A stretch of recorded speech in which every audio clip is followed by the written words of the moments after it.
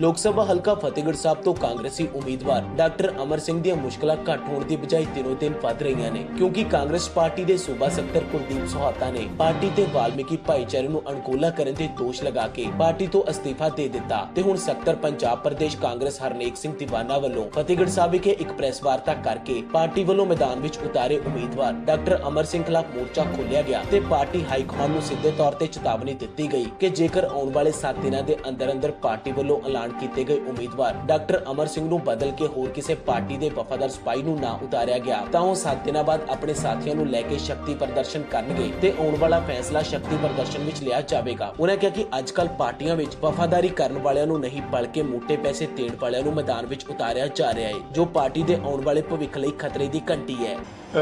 ਸਾਡੀ party high command ਨੇ ਜਿਹੜੇ ਪਿਛਲੇ ਜਿੰਨੀਆਂ ਵੀ 2012 2017 ਦੀਆਂ ਜਿਹੜੀਆਂ ਅਸੈਂਬਲੀ ਚੋਣਾਂ ਹੋਈਆਂ ਉੱਥੋਂ ਹਲਕਾ ਬਸੀ ਪਠਾਣਾ ਤੋਂ ਮੈਂ ਪਾਰਟੀ ਟਿਕਟ ਦੀ ਮੰਗ ਕਰ ਰਿਹਾ ਸੀ। ਉਦੋਂ ਵੀ ਪਾਰਟੀ ਨੇ ਕਿਸੇ ਖਾਸ ਰੀਜ਼ਨ ਦੇ ਬਿਨਾ ਮੈਨੂੰ ਉੱਥੋਂ ਇਗਨੋਰ ਕੀਤਾ ਤੇ ਇਸੇ ਤਰ੍ਹਾਂ 2014 ਤੇ 2019 ਦੀਆਂ ਜਿਹੜੀਆਂ ਲੋਕ ਸਭਾ ਚੋਣਾਂ ਸੀ ਉਹਨਾਂ ਵਿੱਚ ਵੀ ਪਾਰਟੀ ਹਾਈ ਕਮਾਂਡ ਨੇ ਬਿਨਾਂ ਵਜ੍ਹਾ ਮੇਰੇ ਪੁੱਤਰ ਇੰਦਰਜੀਤ ਸਿੰਘ ਦੀਵਾਨਾ ਜੋ ਕਿ ਇੰਟਰਨੈਸ਼ਨਲ ਹਾਕੀ ਪਲੇਅਰ ਹਨ ਤੇ 2001 ਦੇ ਹਾਕੀ ਵਰਲਡ ਕੱਪ ਦੇ ਗੋਲਡ ਮੈਡਲਿਸਟ ਵੀ ਹਨ ਉਹਨਾਂ ਨੂੰ ਅਣਗੌਲਿਆਂ ਕਰਕੇ ਸਾਡੀ ਇੱਕ ਕਿਸਮ ਨਾਲ ਤੋਹੀਨ ਕੀਤੀ ਹੈ। ਪਾਰਟੀ ਦਾ ਹਰ ਬੰਦਾ ਜਿਹੜਾ ਵੀ ਹੈ ਇੱਥੇ ਹਲਕੇ ਵਿੱਚ ਲੋਕ ਸਭਾ ਹਲਕਾ ਫਤਿਹਗੜ੍ਹ ਸਾਹਿਬ ਤੋਂ ਇਸ ਗੱਲ ਦਾ ਜਾਣੂ ਹੈ ਕਿ ਜਿਸ ਕੈਂਡੀਡੇਟ ਨੂੰ ਇੱਥੋਂ ਟਿਕਟ ਡਾਕਟਰ ਅਮਰ ਸਿੰਘ ਨੂੰ ਦਿੱਤੀ ਗਈ ਹੈ ਉਸ ਦਾ ਨਾ ਤਾਂ ਪਾਰਟੀ ਪ੍ਰਤੀ ਕੋਈ ਸੇਵਾਵਾਂ ਹਨ ਨਾ ਹੀ ਉਸ ਦਾ ਇਸ ਹਲਕੇ ਪ੍ਰਤੀ ਕੋਈ ਸੇਵਾਵਾਂ ਹਨ। ਉਹ ਸਾਰੀ ਜ਼ਿੰਦਗੀ ਤਕਰੀਬਨ ਉਹਨੇ ਸਰਵਿਸ ਦੇ ਵਿੱਚ ਮੱਧ ਪ੍ਰਦੇਸ਼ ਵਿੱਚ ਗੁਜ਼ਾਰਤੀ ਔਰ ਹੁਣ ਸਿਰਫ ਆ ਕੇ ਉਹ ਇਹਨਾਂ ਨੇ ਉਹਨੂੰ ਕੈਂਡੀਡੇਟ ਲੈਤਾ ਔਰ ਪਿਛਲੀ ਵਾਰ ਵੀ ਜਿਹੜੀਆਂ 2017 ਦੀਆਂ ਚੋਣਾਂ ਹੋਈਆਂ ਉਹਦੇ ਵਿੱਚ ਉਹਨੇ ਆਪਣੇ ਭਰਾ ਦੀ ਟਿਕਟ ਖੋਹ ਕੇ ਉੱਥੋਂ ਚੋਣ ਲੜਨ ਦੀ ਰਾਏਕੋਟ ਤੋਂ ਕੋਸ਼ਿਸ਼ ਕੀਤੀ ਲੇਕਿਨ ਉਹ ਇੱਕ ਹਲਕੇ ਦੀ ਅਸੈਂਬਲੀ ਚੋਣ ਨਹੀਂ ਜਿੱਤ ਸਕਿਆ। ਮੈਨੂੰ ਸਮਝ ਨਹੀਂ ਆਉਂਦੀ ਕਿ ਪਾਰਟੀ ਹਾਈ ਕਮਾਂਡ ਨੇ ਉਸ ਵਿੱਚ ਕਿਹੜਾ ਗੁਣ ਇਹੋ ਜਿਹਾ ਲੱਭਿਆ ਜਿਹਦੇ ਕਰਕੇ ਉਸ ਨੂੰ ਮਤਲਬ ਲੋਕ ਸਭਾ ਦਾ ਕੈਂਡੀਡੇਟ ਬਣਾਇਆ ਗਿਆ ਜਦੋਂ ਕੋਈ ਹੋਰ ਬਹੁਤ ਨੌਜਵਾਨ ਵਿੱਚੇ ਮੇਰੇ ਬੇਟਾ ਜੀ ਵੀ ਉਹ ਹੈ ਸਨ ਜੋ ਕਾਬਲ ਕੈਂਡੀਡੇਟ ਤੇ ਉਹਨਾਂ ਨੂੰ ਦਿੱਤਾ ਜਾ ਸਕਦਾ ਸੀ ਤੇ ਇਸ ਦਾ ਸਾਨੂੰ ਬਹੁਤ ਭਾਰੀ ਰੋਸ ਹੈ। ਅਸੀਂ ਪਾਰਟੀ ਹਾਈ ਕਮਾਂਡ ਨੂੰ ਕਹਿੰਦੇ ਕਿ ਇਸ ਪਾਸੇ ਗੌਰ ਕਰੇ ਔਰ ਇਸ ਕੈਂਡੀਡੇਟ ਨੂੰ ਬਦਲਿਆ ਜਾਵੇ। ਕੋਈ ਵੀ ਬਾਦਲ ਕੈਂਡੀਡੇਟ ਜਿਹੜਾ ਇਲਾਕੇ ਵਿੱਚ ਸੇਵਾ ਕਰਦਾ ਰਿਹਾ ਔਰ ਪਾਰਟੀ ਦੀ ਸੇਵਾ ਕਰਦਾ ਰਿਹਾ ਪਾਰਟੀ ਦਾ ਵਰਕਰ ਹੈ ਉਸ ਨੂੰ ਟਿਕਟ ਦਿੱਤਾ ਜਾਵੇ ਅਸੀਂ ਉਹਦੇ ਨਾਲ ਚੱਲਾਂਗੇ ਤੇ ਇਹ ਜੇ ਹਫ਼ਤੇ ਦੇ ਅੰਦਰ ਪਾਰਟੀ ਹਾਈ ਕਮਾਂਡ ਨੇ ਇਸ ਤੇ ਉਚੇਚੇ ਤੌਰ ਤੇ ਗੌਰ ਨਾ ਕਰਕੇ ਕੋਈ ਕਾਰਵਾਈ ਕੀਤੀ ਤਾਂ ਅਸੀਂ ਇੱਕ ਹਫ਼ਤੇ ਤੋਂ ਬਾਅਦ ਕਹਿਣ ਤੋਂ ਭਾਵ 22 ਤਰੀਕ ਨੂੰ ਇੱਕ ਚੰਗਾ ਤਕੜਾ ਇਕੱਠ ਹਲਕੇ ਦਾ ਕਰਕੇ ਸਾਰੇ ਪਾਰਟੀ ਵਰਕਰਾਂ ਨੂੰ ਜੋ ਕਿ ਟਿਕਟ ਵੀ ਮੰਗਦੇ ਸੀ ਔਰ ਪਾਰਟੀ ਪ੍ਰਤੀ ਕੰਮ ਕਰਦੇ ਨੇ ਉਹਨਾਂ ਦਾ ਇੱਕ ਭਾਰੀ ਇਕੱਠ ਸੱਦ ਕੇ ਅਸੀਂ ਅਗਲਾ ਰਣਨੀਤੀ ਜਿਹੜੀ ਹੈਗੀ ਇੱਥੇ ਦੀਆਂ ਚੋਣਾਂ ਦੇ ਬਾਰੇ ਲਿਖਾਂਗੇ ਔਰ ਪਾਰਟੀ ਨੂੰ ਇਹ ਅਹਿਸਾਸ ਕਰਾ ਦਾਂਗੇ ਕਿ ਹਾਂ ਬਾਕੀ ਜਿਹੜਾ ਹੈ ਉਹ ਪਾਰਟੀ ਵਰਕਰ ਨੂੰ ਔਰ ਪਾਰਟੀ ਦੀਆਂ ਔਰ ਲੋਕਾਂ ਦੀਆਂ ਸੇਵਾਵਾਂ ਕਰਨ ਵਾਲੇ ਲੋਕਾਂ ਨੂੰ ਇਸ ਫੀਲਡ ਵਿੱਚ ਲਿਆਉਣਾ ਚਾਹੀਦਾ। ਮੈਂ ਇਹ ਵੀ ਤੁਹਾਨੂੰ ਦੱਸਣਾ ਜ਼ਰੂਰੀ ਸਮਝਾਂਗਾ ਕਿ ਕੈਪਟਨ ਅਮਰਿੰਦਰ ਸਿੰਘ ਨੇ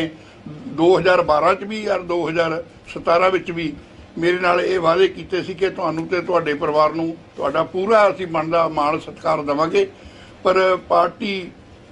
ਕੈਪਟਨ ਅਮਰਿੰਦਰ ਸਿੰਘ ਜੀ ਨੇ ਅਜੇ ਤੱਕ ਇਹ ਸਾਰੀਆਂ ਕੀਤੇ ਹੋਏ ਵਾਅਦਿਆਂ ਨੂੰ ਅਣਗੌਲਿਆਂ ਰੱਖ ਕੇ ਵੀ ਮੈਨੂੰ ਇਹ ਲੱਗਦਾ ਕਿ ਜਿਵੇਂ ਇੱਕ ਸਾਡੇ ਨਾਲ ਬੜਾ ਕੋਝਾ ਮਜ਼ਾਕ ਕਰਿਆ। 17 ਦੀ ਉਹਦੇ ਵਿੱਚ ਮੈਂ ਫੀਲਡ 'ਚ ਆਇਆ ਸੀ ਲੇਕਿਨ ਪਾਰਟੀ ਹਾਈ ਕਮਾਂਡ ਮੈਨੂੰ ਪਤਾ ਹੈ ਮੈਂ ਹੁਣ ਤੁਹਾਨੂੰ ਕੀ ਦੱਸਾਂ ਕਿ ਕੈਪਟਨ ਅਮਰਿੰਦਰ ਸਿੰਘ ਜੀ ਨੇ ਕਿਹੜੇ ਹੀਲੇ ਵਸੀਲੇ ਵਰਤੇ ਮੈਨੂੰ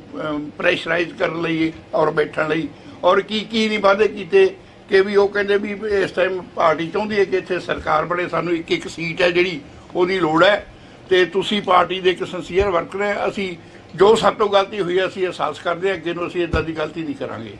ਮੈਂ ਉਹਨਾਂ ਦੇ ਉਸ ਕਮਿਟਮੈਂਟ ਨੂੰ ਵੀ ਇੱਕ ਜ਼ਿੰਮੇਵਾਰ ਆਦਮੀ ਇੱਕ ਜ਼ਿੰਮੇਵਾਰ ਲੀਡਰ ਇੱਦਾਂ ਦਾ ਮਤਲਬ ਕਮਿਟਮੈਂਟ ਕਰ ਰਿਹਾ ਹੈ ਕਈ ਵਾਰੀ ਸਾਨੂੰ ਯਕੀਨ ਵੀ ਕਰਨਾ ਪੈਂਦਾ ਉਹ ਯਕੀਨ ਦੇ ਤਹਿਤ ਮੈਂ ਆਪਣੇ ਆਪ ਨੂੰ ਪਿੱਛੇ ਹਟਾਇਆ ਤੇ ਪਾਰਟੀ ਦੇ ਕੈਂਡੀਡੇਟ ਦੇ ਨਾਲ ਚੱਲ ਕੇ ਉਹ ਇੱਥੇ ਤੇ ਪਾਰਟੀ ਦਾ ਕੈਂਡੀਡੇਟ 2017 'ਚ 10,000 ਵੋਟਾਂ ਤੋਂ ਉੱਪਰ ਤੇ ਫਰਕ ਨਾਲ ਜਿੱਤਿਆ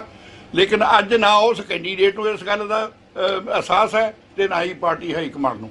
ਅਸੀਂ ਇਹ ਲੰਮੇ ਸਮੇਂ ਤੋਂ ਜਿਹੜੀ ਗੱਲ ਮਹਿਸੂਸ ਕਰ ਰਹੇ ਹਾਂ ਕਿ ਪਾਰਟੀ ਹਾਈ ਕਮਾਂਡ ਦਿਨ ਪਰ ਦਿਨ ਪਾਰਟੀ ਵਰਕਰ ਨੂੰ ਇਗਨੋਰ ਕਰਦੀ ਜਾ ਰਹੀ ਹੈ ਇਸ ਕਰਕੇ ਸਾਨੂੰ ਇਹ ਆਵਾਜ਼ ਅੱਜ ਬੁਲੰਦ ਕਰਨੀ ਪਈ ਔਰ ਮੈਂ ਇੱਕ ਗੱਲ ਤੁਹਾਨੂੰ ਵਾਅਦੇ ਨਾਲ ਕਹਿਣਾ ਵੀ ਅਸੀਂ ਜੋ ਹੁਣ ਫੈਸਲਾ ਲਵਾਂਗੇ ਇਕੱਠ ਵਿੱਚ ਉਹ ਸਾਡਾ ਫੈਸਲਾ ਅਟੱਲ ਹੋਊਗਾ ਔਰ ਲਾਸਟ ਤੱਕ ਉਵੇਂ ਹੀ ਰਹੂ।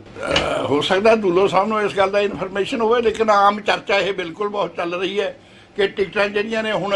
ਉਹ ਸਭਾਵਾਂ ਦੇ ਨਾਲ ਔਰ ਵਰਕਰੀ ਨਾਲ ਨਹੀਂ ਮਿਲਦੀਆਂ, ਟਿਕਟਾਂ ਸੌਦੇਬਾਜ਼ੀ ਦੇ ਤਹਿਤ ਮਿਲਦੀਆਂ ਨੇ। ਇਹ ਆਮ ਚਰਚਾ ਇੱਥੇ ਹਲਕੇ ਵਿੱਚ ਚੱਲ ਰਹੀ ਹੈ ਔਰ ਈਵਨ ਕੈਂਡੀਡੇਟ ਵੀ ਇਹ ਗੱਲ ਕਹਿੰਦੇ ਆ। ਪਿੱਛੇ 2017 ਵਿੱਚ ਜਿਹੜਾ ਕੈਂਡੀਡੇਟ ਤੋਂ ਅਸੈਂਬਲੀ ਦਾ ਬਸੀ ਪਠਾਨ ਤੋਂ ਉਤਾਰਿਆ ਗਿਆ, ਉਸਨੇ ਵੀ ਇਹ ਗੱਲ ਆ ਕੇ ਕਹੀ ਵੀ ਮੈਂ ਟਿਕਟ ਐਵੇਂ ਨਹੀਂ ਮੈਨੂੰ ਮਿਲਿਆ, ਮੈਂ ਲੈ ਕੇ ਆਇਆ ਆਪਣੇ ਹਿੱਕ ਦੇ ਜ਼ੋਰ ਨਾਲ ਔਰ ਪੈਸੇ ਦੇ ਜ਼ੋਰ ਨਾਲ। ਇਹੀ ਗੱਲ ਡਾਕਟਰ ਅਮਰ ਸਿੰਘ ਦੇ ਜਿਹੜੇ ਚਹੇਤੇ ਨੇ ਉਹ ਕਹਿੰਦੇ ਫਿਰ ਰਹੇ। ब्यूरो रिपोर्ट हलचल अभी तक।